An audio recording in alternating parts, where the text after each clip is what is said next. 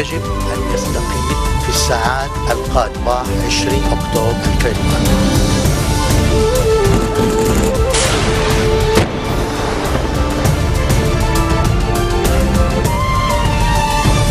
Nouvelle édition de la rédaction, merci d'être au rendez-vous. À la une de l'actualité, François Fillon est à Beyrouth. Le député de Paris et ancien Premier ministre doit s'entretenir avec l'ensemble des personnalités politiques et religieuses du pays.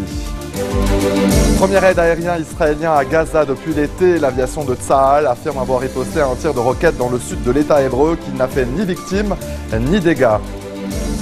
Les Tunisiens votent demain pour choisir le président. Le second tour oppose le sortant Moncef Marzouki aux favoris Béjika et Dessepsi, arrivés en tête au premier tour. Et c'est une première, le Brésilien Gabriel Medina remporte à Hawaï le titre de champion du monde de surf lors de l'ASP World Tour 2014. Je vous disais en titre, François Fillon est à Beyrouth. Le député de Paris et ancien Premier ministre doit s'entretenir avec l'ensemble des personnalités politiques et religieuses du pays.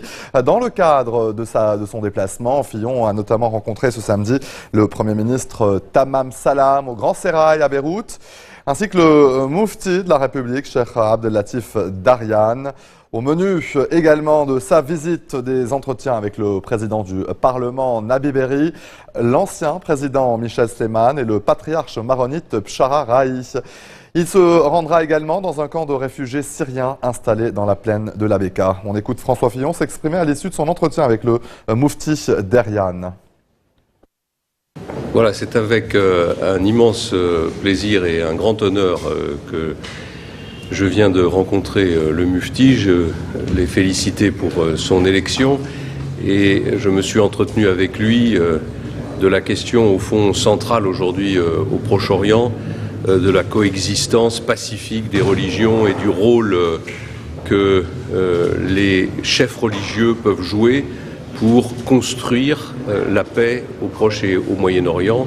Et j'ai été particulièrement frappé de voir la sagesse, la modération, l'ouverture d'esprit qui est celle du Moufti, qui rejoint les convictions qui sont les miennes. Le Liban est un modèle de coexistence pacifique, de coexistence entre les religions et de coexistence au fond de carrefour des civilisations. Et ce modèle, qui est un modèle hérité du passé, est aujourd'hui un symbole d'une très grande valeur pour l'avenir. L'Assemblée générale des Nations unies a adopté une résolution non contraignante imposant à Israël de payer au Liban une indemnité de 856,4 millions de dollars pour les dégâts causés par la marée noire ayant frappé les côtes libanaises durant la guerre de 2006 entre les deux pays. Le déversement de pétrole avait été causé par le bombardement des réservoirs de fuel de la centrale électrique de Jiyeh par l'aviation israélienne au tout début des hostilités. La nappe de pétrole s'était étendue sur tout le littoral au sud de la ville en raison des courants marins. L'ambassadeur du Liban aux Nations Unies, Nawaf Salam, a indiqué que le Liban emploiera tous les moyens, notamment juridiques, pour faire appliquer cette décision et obliger Israël à payer ses indemnités le plus rapidement possible. La délégation israélienne a critiqué la décision de l'ONU, disant, et je cite, « C'est une autre décision du type de décision dont nous sommes habitués de la part de l'ONU ». Fin de citation. S'agit-il d'un véritable revers pour les djihadistes du groupe État islamique? En tout cas, les forces kurdes irakiennes, les Peshmerga, affirment avoir reconquis le mont Sinjar. Cette région du nord de l'Irak, proche des territoires syriens et turcs, est notamment peuplée de yézidis, une minorité religieuse kurdophobe considérée comme hérétique par les djihadistes. Lors de l'offensive de l'été dernier, les Nations Unies s'étaient inquiétées d'une tentative de génocide visant les yézidis.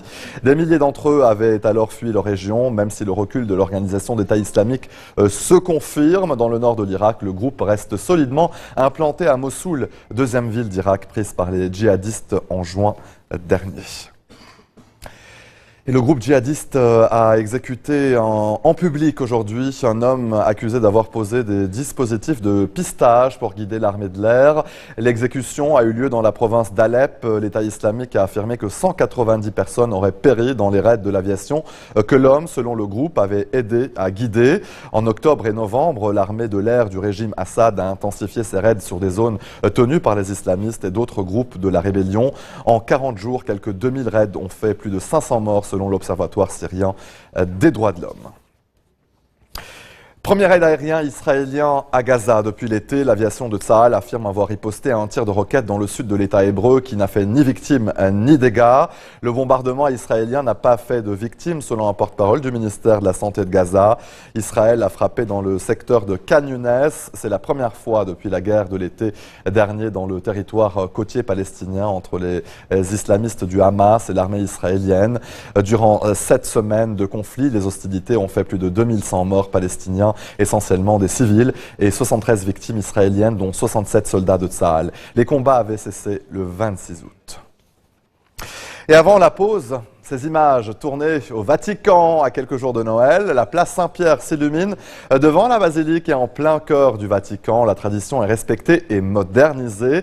Comme chaque année depuis 1982, un sapin de 25 mètres de haut, venu en 2014 de Calabre, séparé de lumière économique et écologique grâce à un nouveau système d'éclairage en LED. Éclairage similaire à la basilique. À ses côtés, une crèche monumentale et inspirée de l'opéra italien. Le pape François célébrera mercredi la deuxième messe de minuit de son pontificat entamé en mars 2013.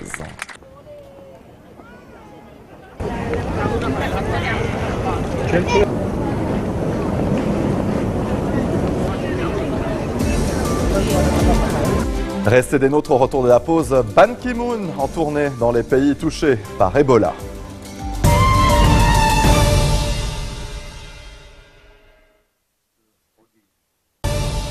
Retour sur le plateau de l'info, les Tunisiens votent demain pour choisir leur président. Le second tour oppose le sortant Monsef Marzouki au favori et Béjika et Dessepsi, arrivé en tête au premier tour.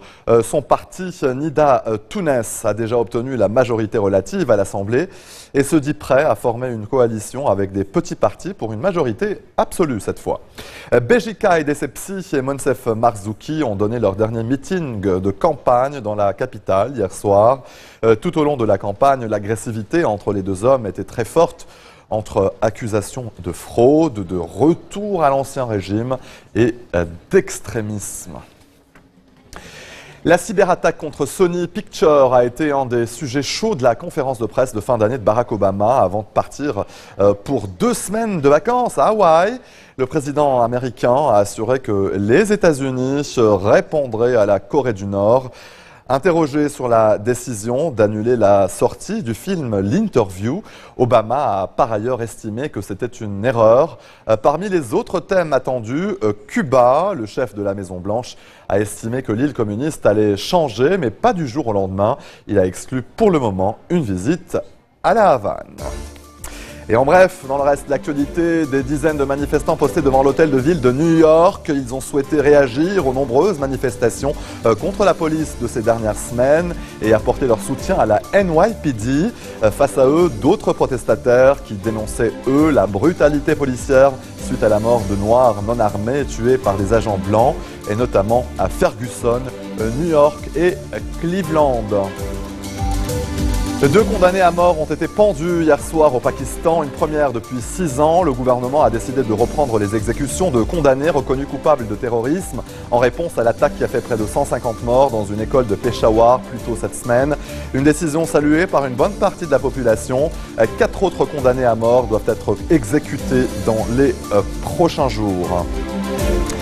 Ban Ki-moon est en tournée dans les pays touchés par Ebola en Afrique de l'Ouest. Vendredi à Monrovia et à Freetown, le secrétaire général des Nations Unies a assuré de l'appui de la communauté internationale pour endiguer l'épidémie et reconstruire les services de santé sinistrés afin d'en éviter de nouvelles. Il est ce samedi en Guinée et au Mali.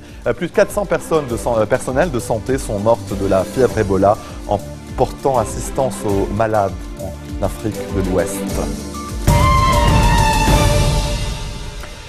Derby est né avec une malformation des pattes antérieures. Cet handicap l'empêchait jusqu'il y a peu de jouer avec ses congénères ou d'accompagner son maître lors de longues balades. Mais sa vie vient de prendre un nouveau départ grâce au miracle de l'impression 3D, des prothèses sur mesure parfaitement adaptées aux besoins de Derby. Et le miracle opère. Les images se passent de commentaires, vous allez le voir donc à l'écran. We decided to get him a cart, which worked quite well, but La troisième saison de l'émission de télévision américaine Ma Vie avec 300 kilos sera diffusée le mois prochain aux États-Unis.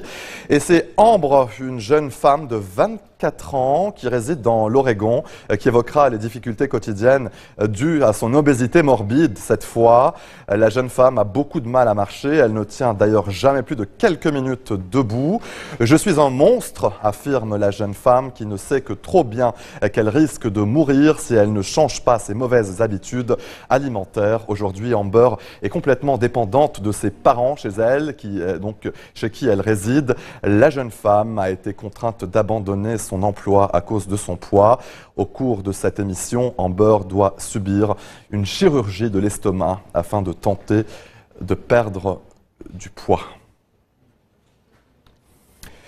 Le cargo coréen Prélude serait capable de transporter la tour Eiffel sans même la démonter. Tout droit sorti du chantier naval des Samsung Heavy Industries en Corée du Sud, le cargo s'impose déjà comme le futur géant incontesté des mers. Avec ses 488 mètres de long, ses 75 mètres de large et ses 105 mètres de haut, la forteresse flottante pourrait aussi accueillir à bord l'Empire State Building new-yorkais ou 4 terrains de football avec une marge largement suffisante. Construit pour les besoins de la multinationale Shell, le Prélude va traîner ses 600 000 tonnes et transporter son équipage de 240 personnes au large de la côte nord-ouest de l'Australie afin d'exploiter les importants gisements gaziers présents dans les fonds marins océaniques. Et il ne devait en rester qu'un, et c'est finalement le Brésilien Gabriel Medina qui a remporté à Hawaï le titre de champion du monde de surf lors de l'ASP World Tour 2014. Un premier sacre et probablement pas le dernier pour le jeune surfeur de Marcias qui fêtera ses 21 ans après-demain. Medina a devancé le tenant du titre australien Mick Fanning et la légende américaine Kelly Slater.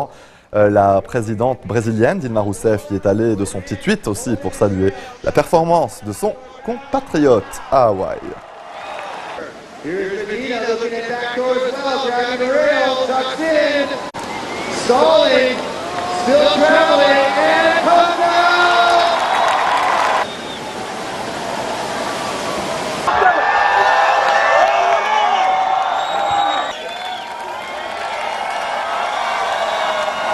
The line right now, swing to Pete, Gabriel left, Julian right, Julian Chadwick, Gabriel's out, and Julian's out!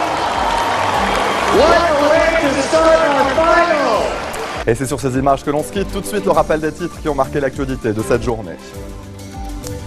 François Fillon est à Beyrouth. Le député de Paris et ancien Premier ministre doit s'entretenir avec l'ensemble des personnalités politiques et religieuses du pays. Premier raid aérien israélien à Gaza depuis l'été. L'aviation de Tsahal affirme avoir riposté à un tir de roquette dans le sud de l'État hébreu qui n'a fait ni victime ni dégâts. Les Tunisiens votent demain pour choisir leur président. Le second tour oppose le sortant Monsef Marzouki au favori Béjika et Dessepsi, arrivé en tête au premier tour. Et c'est une première, le Brésilien Gabriel Medina remporte à Hawaï le titre de champion du monde de surf lors de l'ASP World Tour 2014. Merci de votre attention. Retrouvez-nous tous les jours à 16h40 heure de Beyrouth. Vous pouvez également nous suivre en ligne sur notre site web ou en téléchargeant notre application mobile. Excellente soirée à toutes et à tous. Vous retrouverez Nour à la barre du prochain JT. Bon week-end.